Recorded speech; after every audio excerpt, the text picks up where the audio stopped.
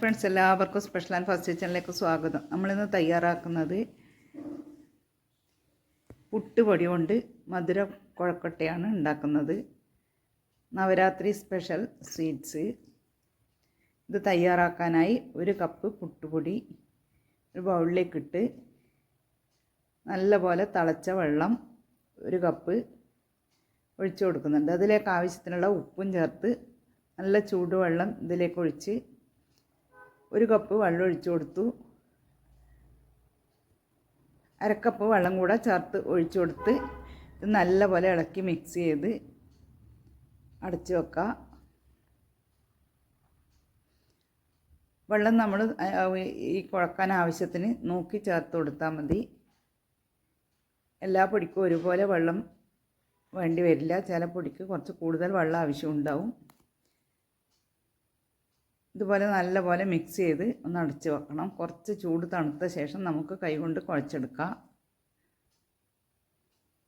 1/2 cup ചൂടുവെള്ളം ഒഴിച്ച് കുഴച്ചെടുത്തിട്ടുണ്ട്. ഇനി ഇതൊന്ന് ചെറുതായി ചൂട് തണിയുന്നവരെ അടച്ച് വെച്ച്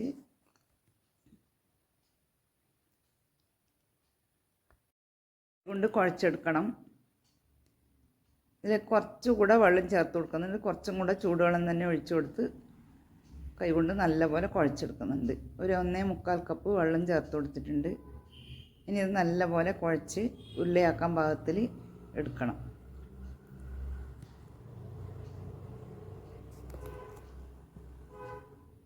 ചൂടുണ്ട്, അത്രേ കുറച്ച് ചൂടുണ്ട്. കുഴക്കാൻ കുറച്ച് നിർത്തി കുഴച്ചെടുത്താൽ മതി. നല്ലപോലെ കുഴച്ചെടുക്കണം.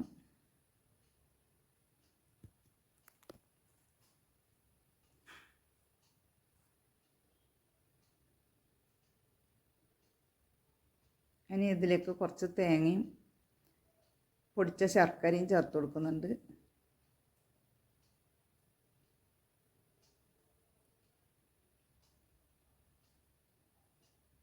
മധുരത്തിന് ആവശ്യത്തിനുള്ള ശർക്കര ചേർത്ത് കൊടുക്കാം.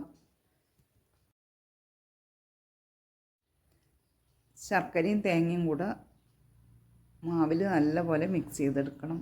മധുരം അത്ര വേണമെന്നുള്ളതിനനുസരിച്ചിട്ട് ശർക്കരപ്പൊടി ചേർത്ത് മിക്സ് ചെയ്തെടുത്താൽ മതി.